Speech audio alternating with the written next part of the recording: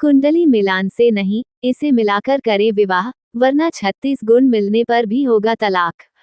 भारतीय समाज में और वह भी खासकर हिंदू धर्म में विवाह से पूर्व वर और कन्या की कुंडली मिलान किया जाता है।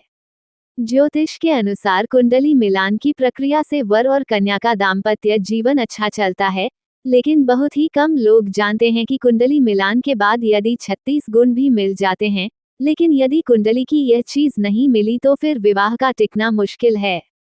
विवाह मानव जीवन का सबसे महत्वपूर्ण संस्कार है। इस संस्कार में बंधने से पूर्व वर एवं कन्या के जन्म नामानुसार गुण मिलान करके की परिपाटी है। गुण मिलान नहीं होने पर सर्वगुण संपन्न कन्या भी अच्छी जीवन साथी सिद्ध नहीं होगी। गुण मिलाने हेतु मुख्य रूप से अष्टकूटों का मिलान किया जाता है। ये अष्टकूट है वर्ण, वश्य, तारा, योनि, ग्रहमैत्री, गण, राशि, नाड़ी। विवाह के लिए भावी वर वधू की जन्म कुंडली मिलान करते नक्षत्र मिलापक के अष्टकूटों, जिन्हें गुण मिलान भी कहा जाता है, में नाड़ी को सबसे महत्वपूर्ण स्थान दिया जाता है। नाड़ी जो कि व्यक्ति के मन एवं मानसिक ऊर्जा की सूचक होती है। व्यक्ति के निजी संबंध उसके मन एवं उसकी भावना से नियंत्रित होते हैं। जिन दो व्यक्तियों में भावनात्मक समानता या प्रतिद्वंदिता होती है, उनके संबंधों में टकराव पाया जाता है। जैसे शरीर के वात, पित्त एवं कफ, इन 3 प्रकार के दोषों की जानकारी कलाई पर चलने वाली नाड़ियों से प्राप्त की जाती है, उसी प्रकार अपरिचित व्यक्तियों के भावनात्मक लगाव की जानकारी आदि, मध्य एवं अंत्य नाम की इन 3 प्रकार की नाड़ियों के द्वारा मिलती है। वैदिक ज्योतिष अनुसार आदि, मध्य तथा अंत्य ये 3 नाड़ियां यथाक्रमे नावेग, उद्वेग एवं संवेग की सूचक हैं, जिनसे कि संकल्प, विकल्प एवं प्रतिक्रिया जन्म लेती है। मानवीय मन भी कुल मिलाकर संकल्प, विकल्प या प्रतिक्रिया ही करता है और व्यक्ति की मनोदशा का मूल्यांकन उसके आवेग, उद्वेग या संवेग के द्वारा होता है।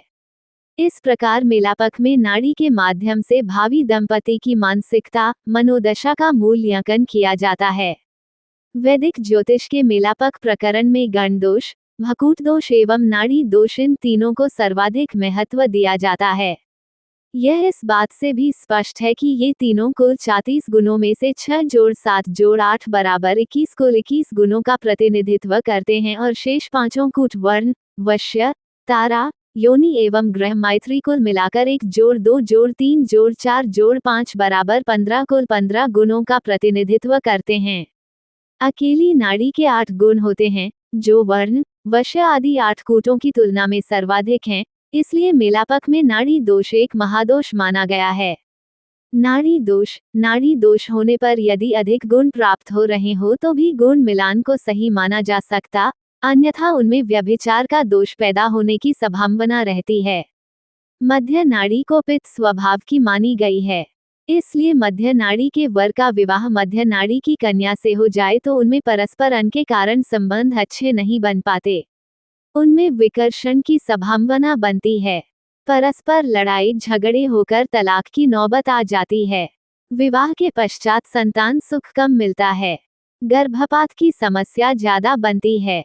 अंत्य नाड़ी को कफ स्वभाव की मानी इस प्रकार की स्थिति में प्रबल नाड़ी दोष होने के कारण विवाह करते समय अवश्य ध्यान रखें।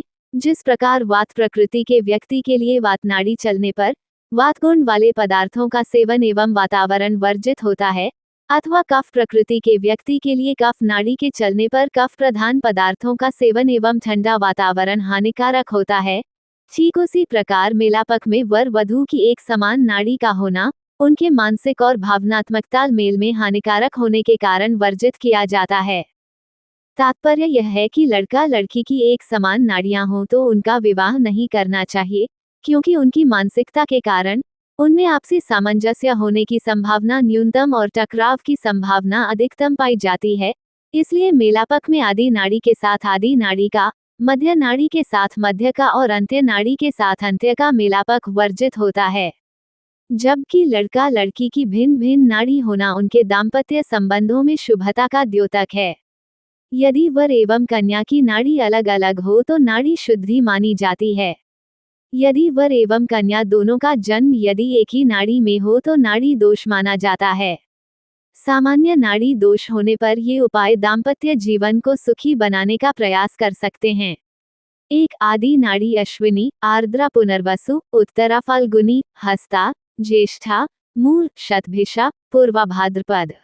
2 मध्य नाड़ी भरणी, मृगशिरा, पुष्य, पूर्वा फाल्गुनी, चित्रा, अनुराधा, पूर्वाषाढ़ा, धनिष्ठा, उत्तरास भाद्रपद। 3 अंत्य नाड़ी कृतिका, रोहिणी, अश्लेषा, मघा, स्वाति, विशाखा, उत्तराषाढ़ा, श्रवण, रेवती आदि मध्य व अंत्य नाड़ी का ये विचार सर्वत्र प्रचलित है, लेकिन कुछ स्थानों पर चर्तुनाड़ी एवं पंचनाड़ी चक्र भी प्रचलित है, लेकिन व्यवहारिक रूप से त्रिनाड़ी चक्र ही सर्वथा उपयुक्त जान पड़ता है। नाड़ी दोष को इतना अधिक महत्व क्यों दिया गया है, इसके बारे में जानकारी हेतु त्रिनाड़ी स्वभाव की जानकारी होनी आवश्यक है। आदि नाड़ी वात स्वभाव की मानी गई है, मध्य नाड़ी पित्त स्वभाव की मानी गई है, जबकि मध्य नाड़ी पित्त प्रति एवं अंत्य नाड़ी कफ स्वभाव की। यदि वर एवं कन्या की नाड़ी एक ही हो तो नाड़ी दोष माना जाता है। इसका प्रमुख कारण यही है कि वात स्वभाव के वर का विवाह यदि वात स्वभाव की कन्या से हो तो उनमें चंचलता की अधिकता के कारण समर्पण व आकर्षण की भावना विकसित नहीं होती। विवाह के पश्चात उत्पन्न संतान में भी वात संभावना रहती है। इसी आधार पर आद्य नाड़ी वाले वर का विवाह आद्य नाड़ी की कन्या से वर्जित माना गया है, अन्यथा उनमें व्याभिचार का दोष पैदा होने की संभावना रहती है। मध्य नाड़ी को पित्त स्वभाव की मानी गई है, इसलिए मध्य नाड़ी के वर का विवाह मध्य नाड़ी की कन्या से हो जाए तो उनमें परस्पर अहम के कारण संबंध अच्छे नहीं बन पाते, उनमें विकर्षण की संभावना बनती है। परस्पर लड़ाई झगड़े होकर तलाक की नौबत आ जाती है। विवाह के पश्चात संतान सुख कम मिलता है। गर्भपात की समस्या ज्यादा बनती है। अंत्य नाड़ी को कफ स्वभाव की मानी गई है, इसलिए अंत्य नाड़ी के वर का विवाह यदि अंत्य नाड़ी की महिला से हो तो उनमें कामभाव की कमी पैदा होने लगती है। शांत स्वभाव के कारण उनमें परस्पर सामंजस्य का अभाव रहता है। दाम्पत्य में गलतफहमी होना भी स्वाभाविक होती है। नाड़ी होने पर विवाह न करना ही उचित माना जाता है, लेकिन नाड़ी दोष परिहार की स्थिति में यदि कुंडली मिलान उत्तम बना रहा है तो विवाह किया जा सकता है। नाड़ी दोष परिहार, वर कन्या की एक राशि हो लेकिन जन्म नक्षत्र अलग अलग हो या जन्म नक्षत्र एक ही हो परंतु राशियां अलग हो तो नाड़ी नहीं होता है। यदि जन्म नक्षत्र एक ही हो लेकिन चरण भेद हो तो अति आवश्यकता अर्थात सगाई हो गई हो, एक दूसरे को पंसद करते हो, तब इस स्थिति में विवाह किया जा सकता है। विशाखा, अनुराधा, धनिष्ठा, रेवती, हस्त, स्वाति, आद्रा, पूर्वा भाद्रपद इन 8 नक्षत्रों में से किसी नक्षत्र में वर कन्या का जन्म हो तो नाड़ी दोष नहीं रहता है। उत्तरा भाद्रपद, रेवती, रोहिणी, विशाख, आद्रा, श्रवण, पुष्य, मघा इन नक्षत्र में भी वर कन्या का जन्म नक्षत्र पड़े तो नाड़ी दोष नहीं रहता है। उपरोक्त मत कालिदास का है। वर एवं कन्या के राशिपति यदि बुध, गुरु एवं शुक्र में से कोई एक अथवा दोनों के राशिपति एक ही हो तो नाड़ी दोष नहीं रहता है। ज्योतिष के अनुसार नाड़ी दोष विप्र वर्ण पर प्रभावी माना जाता है। यदि वर एवं कन्या दोनों जन्म से विप्र हो तो उनमें नाड़ी दोष प्रबल माना जाता है। अन्य वर्णों पर नाड़ी पूर्ण प्रभावी नहीं रहता। यदि विप्र वर्ण पर नाड़ी दोष प्रभावी माने तो नियम का हनन होता है, क्योंकि बृहस्पति एवं शुक्र को विप्र वर्ण का माना गया है। यदि वर कन्या के राशिपति विप्र वर्ण ग्रह हों तो इसके अनुसार नाड़ी दोष नहीं रहता। विप्र वर्ण की राशियों में भी बुध व शुक्र राशिपति बनते हैं। सप्तमेश स्वगृही होकर शुभ ग्रहों के प्रभाव में हो तो एवं वर कन्या के जन्म नक्षत्र चरण में भिन्नता हो तो नाड़ी दोष नहीं रहता है। इन परिहार वचनों के अलावा कुछ प्रबल नाड़ी दोष के योग भी बनते हैं, जिनके होने पर विवाह न करना ही उचित है। यदि वर एवं कन्या की नाड़ी एक हो एवं निम्न में से कोई युग्म वर कन्या का जन्म नक्षत्र हो तो विवाह न करें। आदि नाड़ी अश्विनी ज्येष्ठा, हस्त शतभिषा, उत्तरा फाल्गुनी, पूर्वा भाद्रपद अर्थात यदि वर का नक्षत्र अश्विनी हो तो कन्या नक्षत्र ज्येष्ठा होने पर प्रबल नाड़ी दोष होगा। इसी प्रकार कन्या नक्षत्र अश्विनी हो तो वर का नक्षत्र ज्येष्ठा होने पर भी प्रबल नाड़ी दोष होगा। इसी प्रकार आगे के युग्मों से भी अभिप्राय समझें। मध्य नाड़ी भरणी अनुराधा, पूर्वा फाल्गुनी, उत्तरा फाल्गुनी, पुष्य पूर्वाषाढ़ा, मृगशिरा चित्रा, चित्रा धनिष्ठा, मृगशिरा धनिष्ठा। अंत्य नाड़ी कृतिका विशाखा, रोहिणी स्वाति, मघा रेवती, इस प्रकार की स्थिति में प्रबल नाड़ी दोष होने के कारण विवाह करते समय अवश्य ध्यान रखें। सामान्य नाड़ी दोष होने पर किस प्रकार के उपाय दाम्पत्य जीवन को सुखी बनाने का प्रयास कर सकते हैं? आइए जानें नाड़ी दोष उपाय। एक वर एवं कन्या दोनों मध्य नाड़ी में उत्पन्न हो तो पुरुष को प्राण भय रहता है। इसी स्थिति में पुरुष को महामृत्युंजय जाप करना यदि अति आवश्यक है।